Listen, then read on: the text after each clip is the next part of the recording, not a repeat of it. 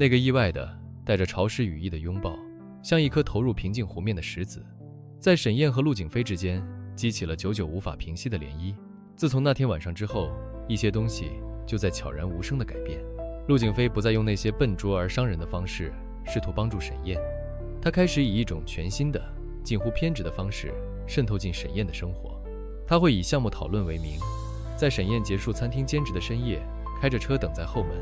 当沈燕拖着疲惫的身体走出来时，他会摇下车窗，用不容置喙的语气说：“上车，送你回去。”顺便在车上把明天的计划对了。他会借口自己公寓的打印机坏了，抱着一堆文件，堂而皇之地出现在沈燕那间漏雨的出租屋里，然后他会不经意地发现屋顶的裂缝。第二天就会有专业的施工队上门，将整个屋顶彻底翻修加固。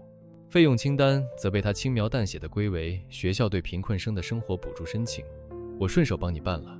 他甚至会以考察市场为由，请来最顶级的艺术品经纪人，对周曼画廊里那些沈燕的画作进行评估，然后他会匿名买下其中价值最高的一幅，让那笔足以支付小韩下一阶段所有医疗费用的巨款，通过周曼的手，以一种画廊售出作品的最合情合理的方式交到沈燕手上。陆景飞的每一次出现都带着一种强势的不容拒绝的姿态，他为自己找的每一个借口都堪称完美，完美到让沈燕找不到任何理由去拒绝。他就这样用一种近乎蛮横的温柔，一点一点地拆解着沈燕用贫穷和自尊筑起的高墙。而沈燕从最初的抗拒、警惕，到后来的无奈、麻木，再到最后一种连他自己都未曾察觉的习惯。他习惯了深夜走出餐厅后能看到那辆熟悉的黑色保时捷停在路灯下，他习惯了在画图到深夜时，手机会收到一条来自陆景飞的言简意赅的短信：早点睡。他甚至习惯了在自己最疲惫、最绝望的时候，只要一想到那个总是板着脸却为他做了所有事的陆景飞，心里就会升起一丝微弱的不该有的暖意。他知道陆景飞的所作所为源于愧疚和同情，他不断地这样告诫自己，提醒自己不要沉溺于这种短暂的虚假的温暖中。可情感有时候是无法被理智所控制的，尤其是在他去医院看望小韩的时候。小韩因为那笔及时的资金住进了更好的无菌病房，用上了副作用更小的进口药。他的气色一天比一天好，甚至开始有心情拿起画笔在画纸上涂涂抹抹。那天沈燕坐在妹妹的病床边，小韩献宝似的将自己画的一幅画拿给她看，画上是两个小人，一个是他，另一个是一个比他高大很多的开着一辆很酷的跑车的男生。哥，小韩指着那个高大的小人小声问，他是不是就是给你买大房子的那个天使哥哥啊？沈燕的心在那一刻被狠狠地刺痛了。周曼为了让他安心收下那笔钱，编造了一个神秘买家的故事，说是一位非常欣赏他才华的天使投资人。沈燕虽然心存疑虑，但为了妹妹的病，她只能接受。可现在连小韩都将那个人和陆景飞联系在了一起。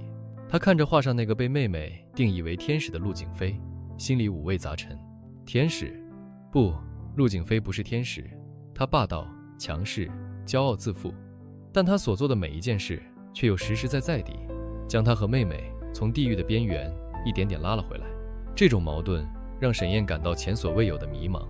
她发现自己对陆景飞的情感早已不再是单纯的警惕或感激，那里面掺杂了太多她说不清也道不明的东西。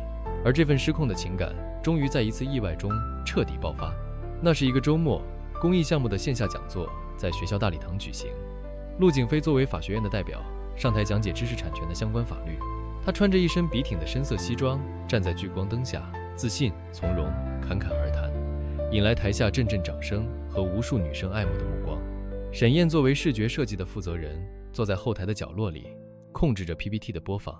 她看着舞台上那个光芒万丈的陆景飞，第一次如此清晰地感受到了两人之间那道无法逾越的鸿沟。他们是两个世界的人，陆景飞属于聚光灯，属于掌声和鲜花，而他只属于这个阴暗的无人问津的后台角落。讲座结束后是互动环节，一个大胆的女生站起来，当众向陆景飞表白，问他是否愿意接受她的追求。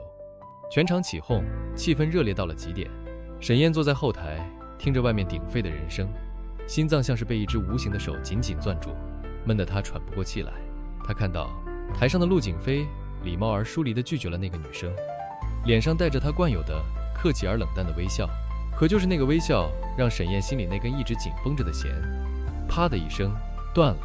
她不知道自己是怎么了，一种从未有过的陌生的名为嫉妒的情绪，像藤蔓一样疯狂地将她的心脏缠绕收紧。她嫉妒那个可以光明正大站在陆景飞面前的女生，她嫉妒所有可以对陆景飞表达爱慕的人，她甚至嫉妒陆景飞可以如此轻易地对别人露出那种她从未见过的客气的微笑。她再也待不下去了，她猛地站起身，在后台工作人员诧异的目光中，几乎是逃逸般地从侧门冲了出去。她一路狂奔，冲出了大礼堂，冲进了校园的夜色里。冰冷的空气灌进她的肺里，却无法让她那颗灼热的快要爆炸的心脏冷却下来。她不知道自己要跑到哪里去，她只知道她必须远离那个地方，远离那个让她心绪大乱的人。然而她没跑多远，身后就传来了一阵急促的脚步声，一只手抓住了她的手腕，力道之大让她不得不停了下来。沈燕，你跑什么？陆景飞的声音带着一丝急切和不解。